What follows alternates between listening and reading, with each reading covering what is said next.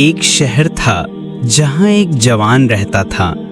اس کا نام تھا سلیمان۔ سلیمان دل کا صاف، ایماندار اور سب کی مدد کرنے والا تھا۔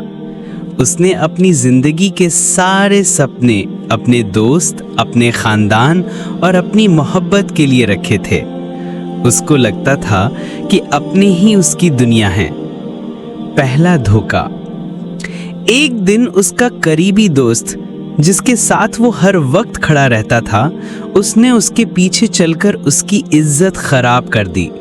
لوگوں کے بیچ افواہ اڑا دی کہ سلیمان صرف دکھاوا کرتا ہے، اس کی نیت صاف نہیں۔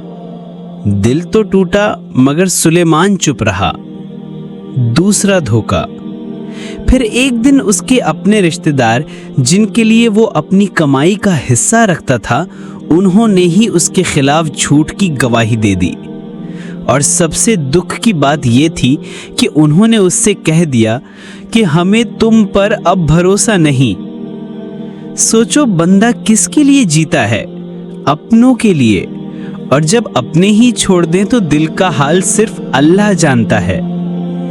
رات کا موڑ۔ اس رات سلیمان رو کر سجدے میں گرا، آنکھوں سے آنسو بہہ رہے تھے۔ اس نے کہا، یا اللہ، جہاں میں سوچتا تھا کہ میرا اپنا سہارا ہے، وہاں سے مجھے دھوکہ ملا۔ اب مجھے تیرے سوا کوئی سہارا نہیں دکھ رہا۔ اگر سب چھوڑ دیں تو تو کبھی نہیں چھوڑے گا۔ اللہ کا کرم۔ کچھ دن گزر گئے۔ دھیرے دھیرے لوگوں کو سچ سمجھ آیا۔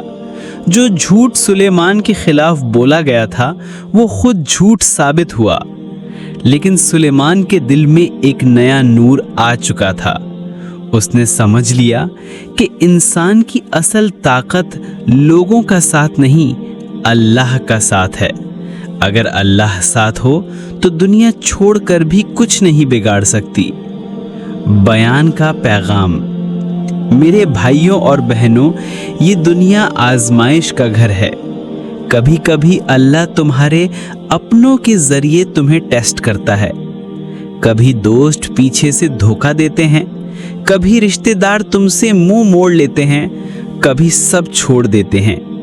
لیکن یاد رکھو، قرآن میں اللہ نے فرمایا، اگر وہ تم سے منہ موڑ لیں تو کہہ دو میرے لیے اللہ کافی ہے، اسی پر میں نے بھروسہ کیا اور وہی عرش عظیم کا مالک ہے۔